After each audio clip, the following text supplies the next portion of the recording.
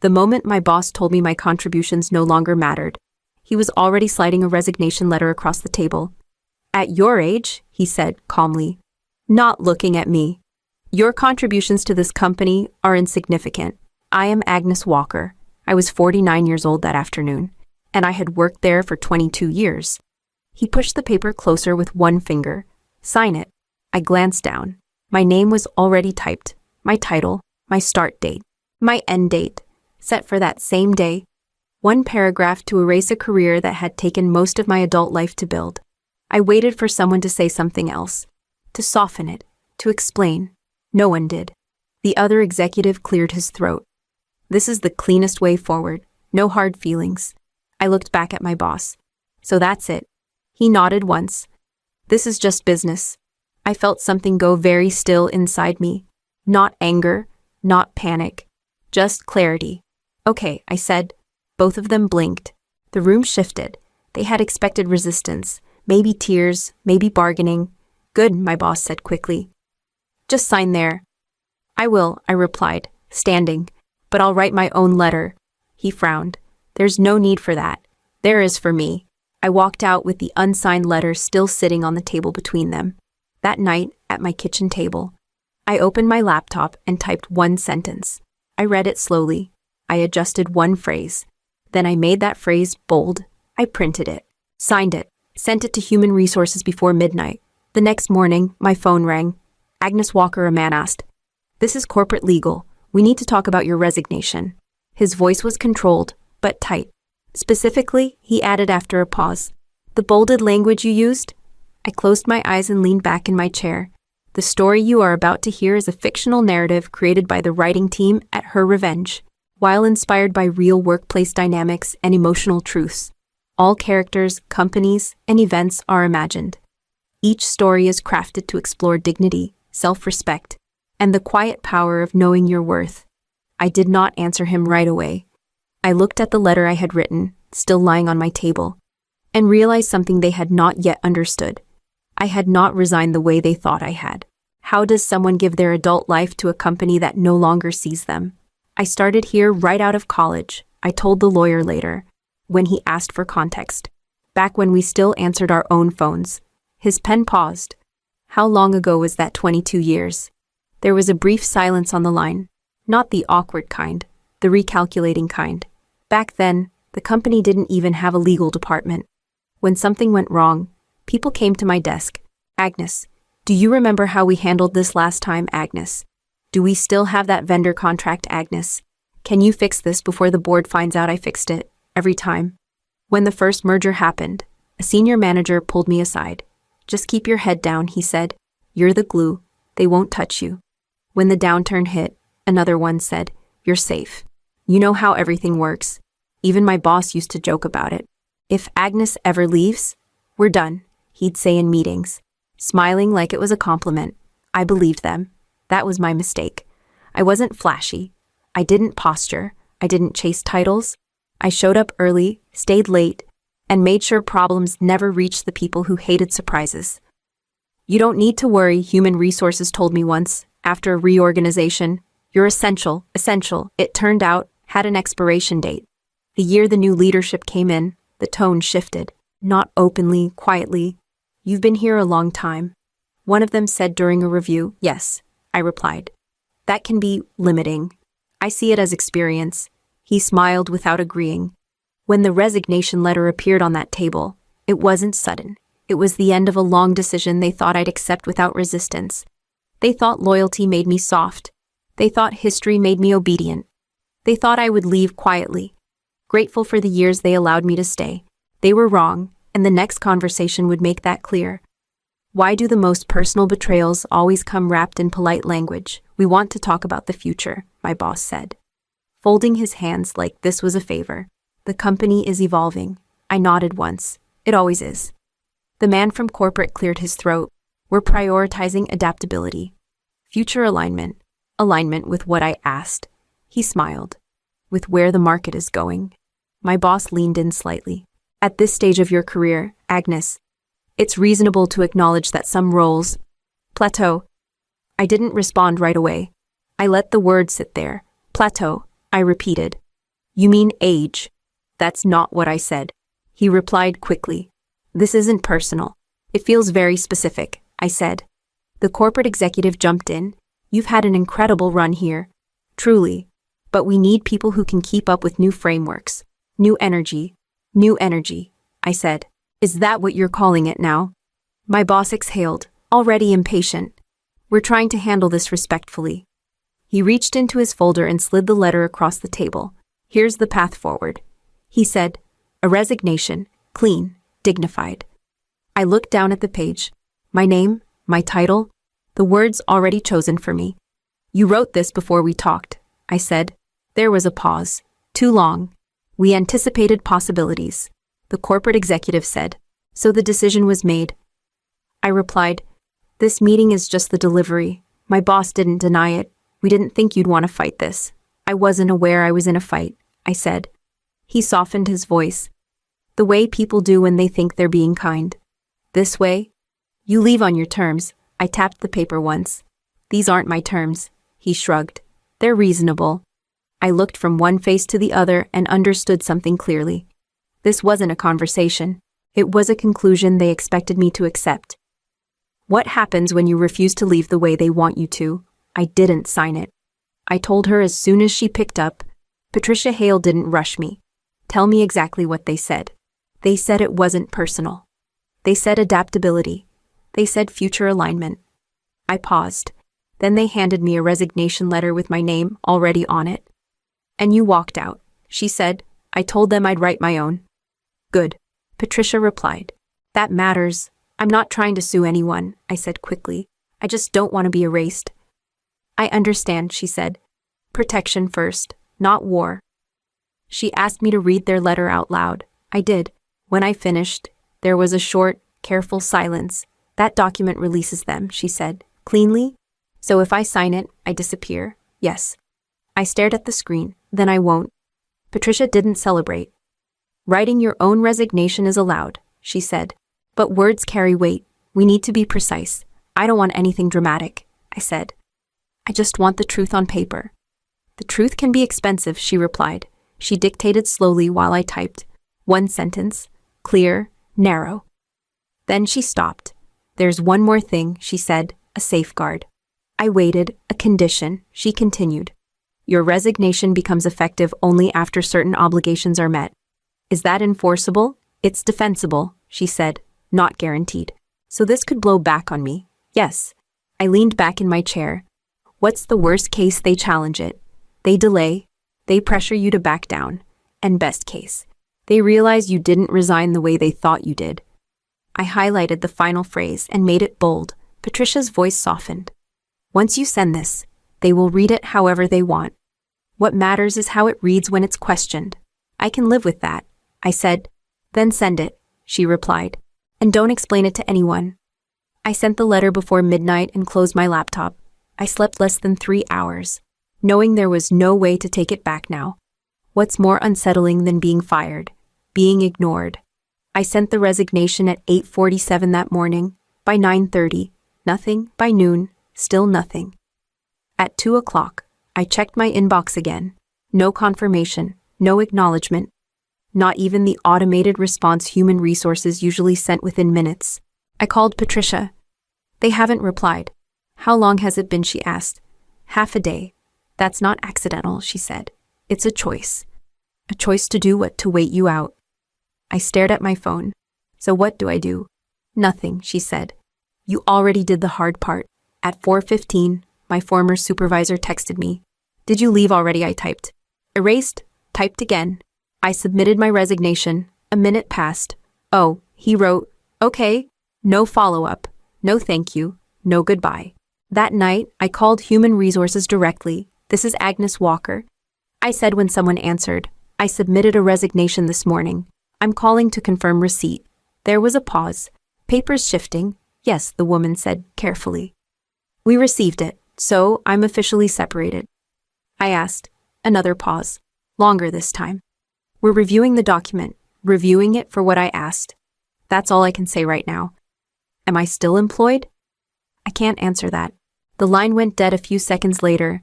I sat there, phone in my hand. feeling something unfamiliar creep in. Not anger, doubt. Maybe I had pushed too far.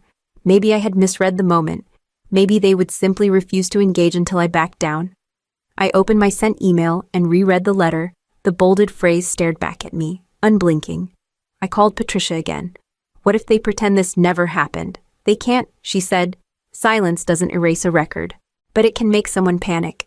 Yes, she replied. That's the point. I went to bed that night without setting an alarm, unsure whether I was still expected to show up in the morning. My phone stayed silent, and that silence told me more than any response ever could. Why would a resignation need to be reviewed at all human resources called just after 10? Agnes Walker, the woman said. Careful, professional. This is Linda from HR. Yes, I replied.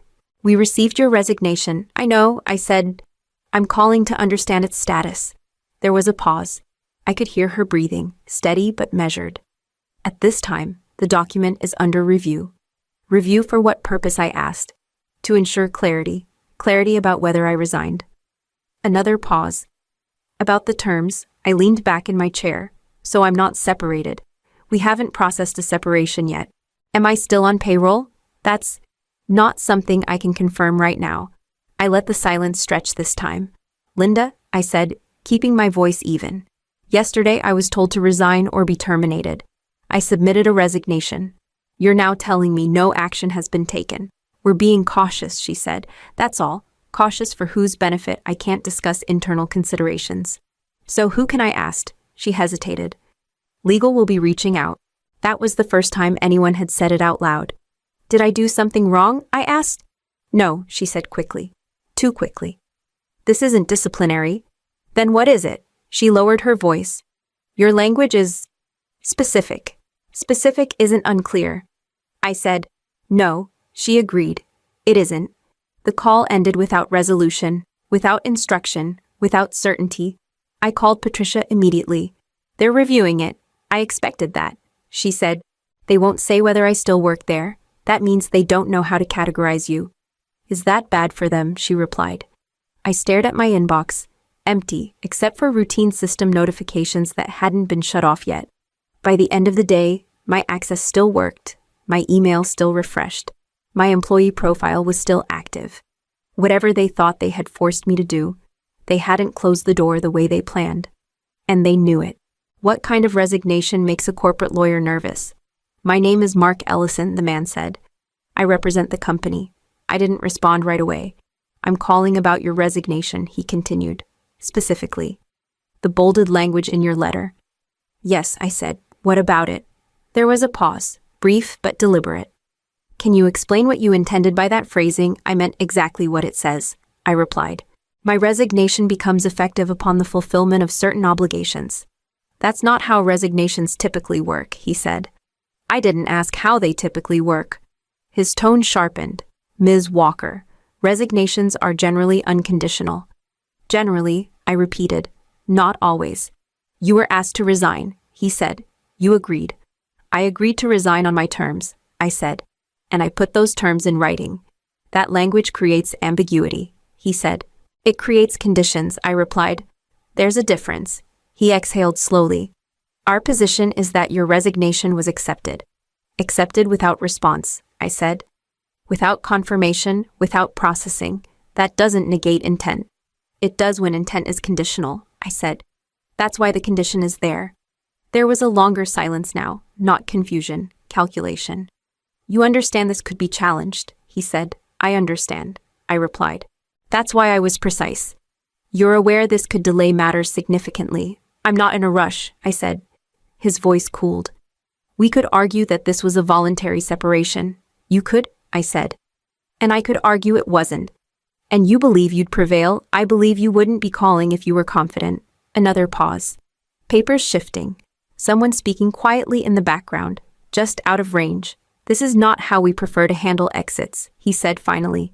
I didn't choose the exit, I replied. I chose the wording. He didn't respond right away. We'll be in touch, he said. The call ended without a threat, without a resolution, without control. I set my phone down and realized something important. They were no longer deciding what happened next. How do you know when the balance of power has finally moved? Mark Ellison called again 2 days later. This is becoming more complicated than it needs to be, he said. Complicated for who? I asked. For everyone, he replied, including you. I'm listening. We can challenge your interpretation, he said. We can argue intent. We can delay resolution. Delay doesn't change the language. I said. It changes leverage, he replied. Litigation is not gentle. I'm aware, I said. His voice lowered. Dragging this out could affect your professional reputation. I felt my chest tighten. Is that a warning? It's a reality, he said. Companies talk, so do records. I replied. He paused. You're putting yourself in a difficult position. I didn't put myself here. I said. I was put here. Later that afternoon. Patricia called me. They're testing you, she said. It's working, I admitted. I'm tired. That's the point, she replied. They want you to fold quietly so this becomes easy again. What if I can't afford to wait? I asked. You can, she said. Because they're the ones accruing risk now, not you. They're talking about court. Let them, Patricia said. They don't want discovery. I don't want this to become my life. I said. It won't, she replied. But you can't flinch yet. That evening, an email came from corporate legal, formal, polite, carefully worded. We dispute your characterization of events. I forwarded it to Patricia without comment. She called me back within minutes. They're posturing. What if they're serious? I asked. Then they explain under oath why a resignation was pre-written before the conversation, she said. Why age language was used. Why human resources froze instead of processing. I closed my eyes. I didn't plan to be brave. Good, she said. Brave is unreliable. Prepared is better. I looked at the documents we had assembled. Every version saved. Every message timestamped. This wasn't about winning anymore. It was about not disappearing. Why are the most important battles fought in the quietest rooms? This is a pre-litigation mediation, the woman at the head of the table said. Nothing said here leaves this room? Mark Ellison nodded. Patricia did not. My former boss sat 2 seats away from me. He kept his hands folded, eyes fixed on the notepad in front of him, as if it might give him instructions. We'll begin with the company's position, the mediator said. Mark spoke first. Ms. Walker voluntarily resigned. The company accepted that resignation in good faith. Patricia didn't look at him.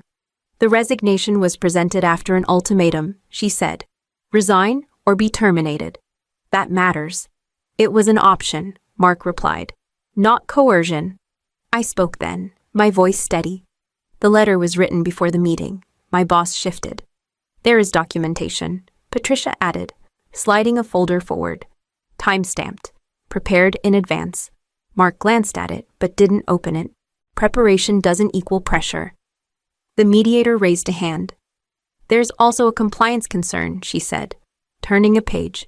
Internal review flagged language related to age and adaptability. My boss finally looked up, just for a second. That language was contextual, Mark said. It was cumulative, the mediator replied. And it triggered an obligation to review whether the resignation was freely given. No one spoke. The silence was heavy enough to feel. So, the mediator continued, if the resignation is deemed coerced, the company faces exposure beyond this dispute. My boss stared straight ahead. His jaw tightened. Patricia broke the quiet. Agnes did not come here to punish anyone. She came here because she refused to disappear quietly. Mark leaned back. What does your client want? I answered before Patricia could. I want the record to reflect the truth. The mediator nodded slowly. That is a reasonable request. Across the table, my boss closed his notebook. He still didn't look at me. The meeting ended without raised voices, without drama, without relief. But when we stood to leave, the balance had already shifted. Some doors, once opened, never closed the same way again. What does winning look like when you're no longer trying to prove anything? The company is prepared to resolve this, Mark Ellison said over the phone. His voice was flatter than before. Careful. There will be a formal internal finding that your resignation was not voluntary. Patricia didn't speak. She let the silence do the work. That finding will be entered into compliance records, he continued. And acknowledged in writing. That's what Agnes asked for. Patricia said, the record. There was a pause. There will also be a separation agreement. I'll review it, I said. But the language matters. It always does. he replied. 2 weeks later, my former boss was removed from his role during a routine compliance review. No announcement, no explanation, just absence. His name disappeared from internal emails the same way mine almost had. Human Resources called one final time. Your status has been formally closed, Linda said, with full documentation. Thank you, I replied. What will you do now, she asked. Quieter than before. I'll decide, I said, and meant it. I didn't throw a party. I didn't post updates. I met with a mid-size firm a month later, not as an employee, but as a consultant. We don't need heroics, the director told me. We need someone who understands how things actually work. I understand conditions, I said, and boundaries. They agreed to both. The letter I was told to sign would have erased me. The letter I wrote stayed. It stayed in files. It stayed in records. It stayed long enough to outlast the people who thought I would fold. The lesson I carry forward is simple. An earned dignity is not granted by titles or tenure. It is protected by attention, by preparation, and by the refusal to surrender your voice just because someone expects your silence.